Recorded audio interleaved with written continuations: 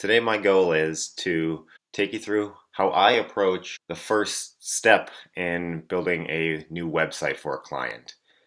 And in this particular video, we're going to look at a particular case study of a client of mine, Burr Law Office, and I'm going to walk you through the exact steps that we use to create this particular website that you're looking at right here, which is a new website that we just recently launched. First off, we start with a questionnaire. And I've got a number of questions, demographic questions, questions about business services, questions about workflows. We'll get a better sense of what the business priorities are and what their goals are. So a variety of questions, and we'll go through that with the client and find out what works best for their business.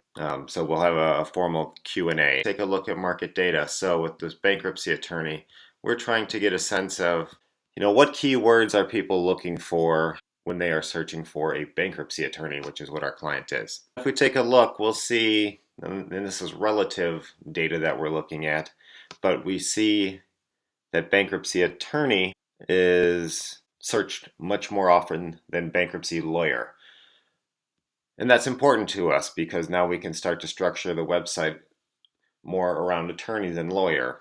That's going to give us our biggest bang for our buck. But then to be sure, we want to actually drill down the state level. So we'll do that here, and we'll take a look, and we'll see within Wisconsin. Okay, so bankruptcy attorney, bankruptcy lawyer. Attorney is about 2 to 1. So we look at additional market data as well. Market data that we look at is, in this case, we wanted to take a look within the state of Wisconsin in terms of bankruptcy cases, Chapter 7 and Chapter 13, and those are the two services that this client wants to focus on. All right, so within the various counties, how many cases were there for each that were filed in December of 2016? So this gives us a good snapshot of what market we're also focusing on. We looked at some keywords, now we're looking at what markets make sense for us to compete in. Well, in this case, the client is located in Waukesha County, and he was also interested in competing in the Milwaukee market. Obviously, if we look here, Milwaukee market by far and away gets the most cases filed each and every year. Although Waukesha is the second highest number of bankruptcy cases in Wisconsin in 2016, so it's the second largest county in terms of bankruptcy filings. So from here, we have to decide which market do we want to target. Do we want to target a much more competitive Milwaukee market, knowing that there's a lot of upside there since it's by far and away the largest market, or do we want to try and get some immediate traction and focus on Waukesha? So what we decided through some of this data was that we were going to target Waukesha primarily. As we ramped up, we figured we could start driving business within the Waukesha market.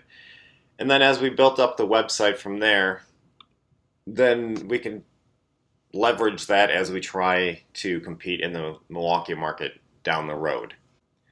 All right, so other thing that we did, get your old website and analyze that and go through and take a look and say, hey, based on our goals that we've already prioritized, what content do we need to support those goals? And so we'll look at competitor websites.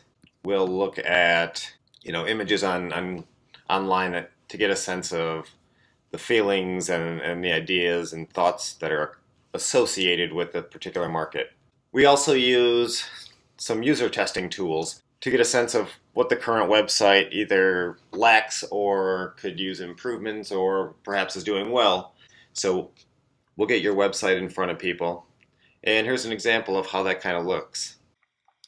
What is your first impression of this web page? What is this page for? Okay. Burr Law Office, affordable bankruptcy. Okay, so I'm just going to go ahead and assume it is a lawyer, mostly for financial reasons like bankruptcy. So it's a bankrupt lawyer. It seems very plain when I first look at it, just black, and there's dead space right here. This could take up more space. So we'll go through this process, and we'll get a sense of what people like, what they don't like, and this gives us some real tangible evidence which helps guide our future decision making. We can at least have a sense of what resonates or what doesn't resonate with people currently, and then certainly we can improve upon that. During this research process, one thing that we're looking to identify, as we talked about, was the content that we need in order to achieve our goals. So looking at the old website, we realized, okay, based on the fact that medical bills are such a prevalent reason that people end up filing for bankruptcy, well, we needed content built around medical bills because that's what people come to this website looking for questions for. The same goes for credit card debt, divorce, loss of income. There's a variety of these things. So people have specific questions that are geared towards their particular problem. The existing website didn't drill down to any of these particular levels, and therefore the website just didn't resonate with people.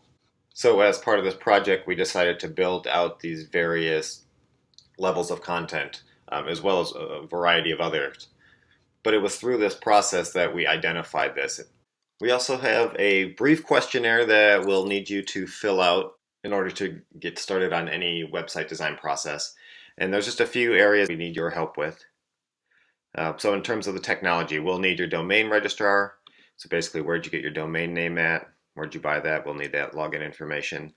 The same thing goes with your hosting account. If that's different than your registrar account, we'll need to know where your email is hosted, and if you have it, your current website login. And then we have some questions about content. Is there things you want to add that you already have? Do you want to remove things from the current website? If so, let us know. In terms of design, do you have any input on the design, or do you just want to leave it up to us? We're open to input, whatever you'd like to do. And then a couple just general questions. How do you like to communicate? Do you want some tips and ideas emailed, and anything else that we should know? So that's the first step in designing a website, and I think it adds so much value. Taking this beyond just building a website, come up with a comprehensive strategy based on the customer's goals, and then we come up with a plan to achieve those goals.